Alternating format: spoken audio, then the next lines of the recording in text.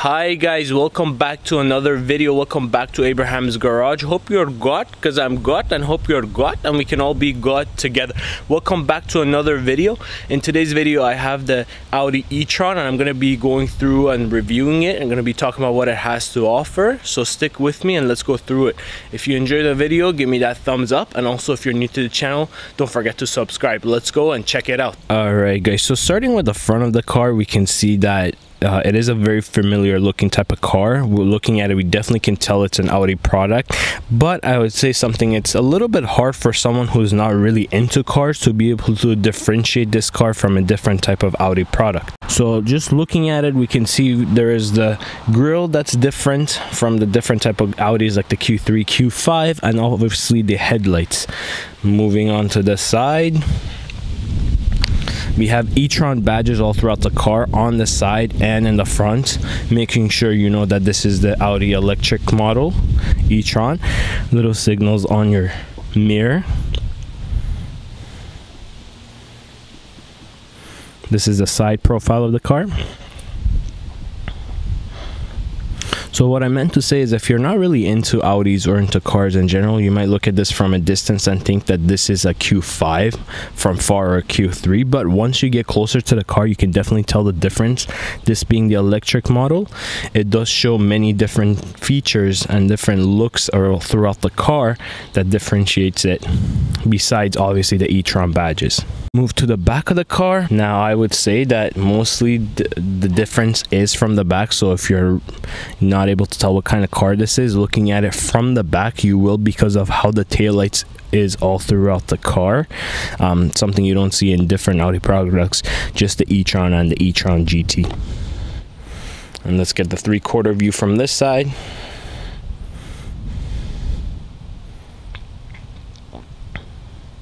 All throughout very decent sized, just a bit bigger than the Q5 but not as big as the Q8, so I would say something in the middle if you're comparing. And the reason I said not the Q7, because Q7 is a 7-seater and this one kind of has a little bit of a tilt in the back for the roof line. Alright guys, so let's get in the car and see what it has to offer. This Smart has the smart key access system, so if you just keep the key fob in your pocket, open the door or press the button, you can get in the car and see. Alright, here's the look of the interior of the car. Obviously it has the push button start, and once you turn it on, this happens. On your steering wheel on the left side, we have your signals and your high beam control and your lane keeping assist right here. And then down here we have everything to do with your cruise control, set, up, down. Coming onto the right side of the steering wheel, this particular one has the buttons for your wiper control, so front and back. And basically the difference between this car and many other German cars is that they usually have one knob, but this one has two. Moving on to the door, we have the automatic and the fog lights. As you can see, there is no option to turn this on and off, just fully automatic, and a fog light once you need to press it. Moving on to the door, we have the memory seats. And then on top we have the central lock and the window controls, so everything to do with your folded in mirrors, your heated mirrors. All 4 windows are automatic, and the child lock buttons. That's a feature that I first saw in the brand new Q3, and it's an interesting feature how Audi decided to include this on their cars. It's very useful, especially if you have kids. Moving on to the steering wheel, on the left side we have every single button that has to do to control what's in your virtual cockpit. So basically going through the buttons left, right, up, down, and view. So view would actually change your different type of view, going through the menu, up and down, and selecting. So let's just go through that virtual cockpit and see what it has to offer. So first we start off with a date and time, that's vehicle info. If you're to scroll down, we have range, 397 kilometers, because it's an electric vehicle. Consumption, how much you're using. Short-term memory for speed and everything. Long-term memory for speed and your consumption.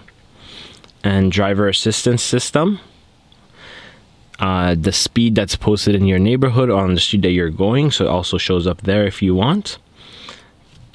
Going to the side, we have For your media, obviously nothing's playing right now, so nothing would show. Going next to that, everything to do with your Apple CarPlay if your iPhone is installed. And then going over is your map. So once we press the map button, you can zoom in and out. Once we press the map button, and once you press the view button, you can see everything bigger on your display. So now the speedometer cluster has decreased, and now you can see that the door of the car is open and you can view your map in a bigger size. Something to do, if you were to press the OK button, you have the map option. So map, last destination, favorites, things to play from there. Very useful, very easy to work with. Moving on to the other side, we have everything to do with your volume for the stereo, seek tracks, voice command system, and your call control. So to answer, pick up and decline calls. This one, everything that has to do with your voice command. All right, guys, moving back to the menu in the center console, this is where everything is happening. As you can see, you have two big screens, both touch, so the top and the bottom controlling different things, and I'm gonna be going through them. All right, so let's press the home button to get everything started. As you can see, one thing I want to say, that this touch screen is touch sensitive, so you don't actually touch it. Once you actually press on it, that's when it shows a different thing, and when it shows feedback. So once we press the home, we have different options like your radio, media, phone, navigation, setting, purchases, vehicle info, and CarPlay. Pull it over, we have your help, your user interface, messages, your weather, calendar, news, and legal. So if you want, this car would actually tell you what the weather is from where you are, and would show you calendar, so you can store things on there as well. Now going back, just go on the vehicle setting just to show what it has. We have Audi drive select, vehicle data, charging, seats, climate control, lights and visibility, parking, drive assist. This car does have drive assist, so if you press on that, shows you the different type of things. So basic, individual, maximum.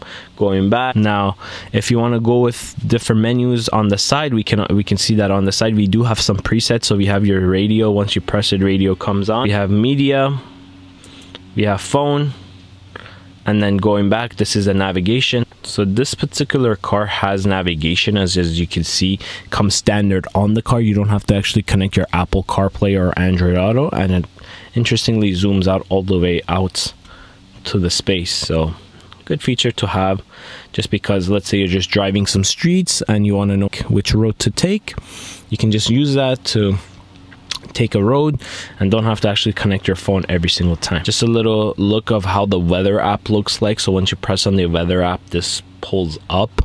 Going back, the news part, you wait for it to load, and then you have different type of news that pop up. Whatever you like, you can get it there or get it to read for you. All right, guys, so moving down from there, we have the second screen that basically controls many things like your climate control. Now what we're gonna do is go ahead and see. So pressing the first button, that's for your deceleration when it comes to going downhill. So you press that button, you select a certain speed, and the car going down the hill will learn how to decelerate to that speed.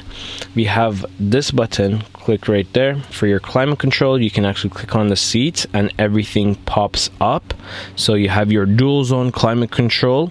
You can select where you want the air to come out from. Plus down here we have AC sync, and then pressing this button you get another menu coming up over there. So for your heated steering wheel and your rear passenger controls, your AC off button, so pressing that off button and it will actually change it in the lower menu as well. Now if you're to press that again, it will turn it on. So basically you can control where you like the air to come out from, and then the dual zone climate control, fan speed. On the bottom you have your heated seats, and then the button to keep the air inside of the car. Moving down from there, you have your drive select button. So if you were to press the drive select, you would see you have the different things like Audis usually do: auto, comfort, dynamic, individual, where you can actually readjust it yourself. And you do have the height adjustment button where you can adjust the height lower and higher. So you have your drive select, you have your traction control button, your hazards, and then front and rear defrost, located right there. Coming down, there's your push button start, parking sensor control, and then your drive assist control right there. Right next to it is the button that controls your stereo for seek, volume up and down, plus off. press it in, pulley off. So this is your gear shifter. Press park for park, forward for drive, and then you can see it says drive on your screen, and then reverse for back. Once you do press the back button, you do have a rear view camera. Now this particular one only shows the view from the back, but you do have a sensor button right on the side. Up here you have your sunroof control buttons and lights, and is a fully panoramic sunroof. Here's a look of the back seat of the car.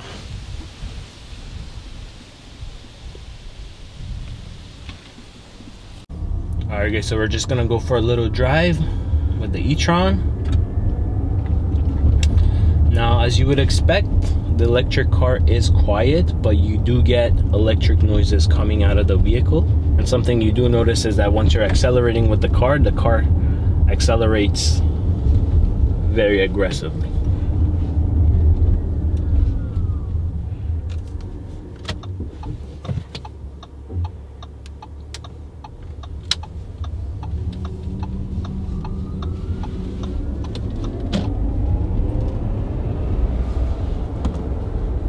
It's got its own special sounds once you put it in reverse and in drive. And it's a very smooth ride. The gas pedal has a little bit of a dead spot in the beginning, but once you're on it, it's very smooth. Alright guys, so that's a full review of the Audi e-tron. Hope you liked it, hope you enjoyed. Let me know down in the comments below what you did like, what you didn't like, what you enjoyed, and if you have this car, what you think about it. Hope you enjoyed the video. Hope I see you soon in my next video. And if you're not subscribed to the channel, don't forget to subscribe. And if you enjoyed the video, give me that thumbs up. Hope to see you in my next one. Have a good one.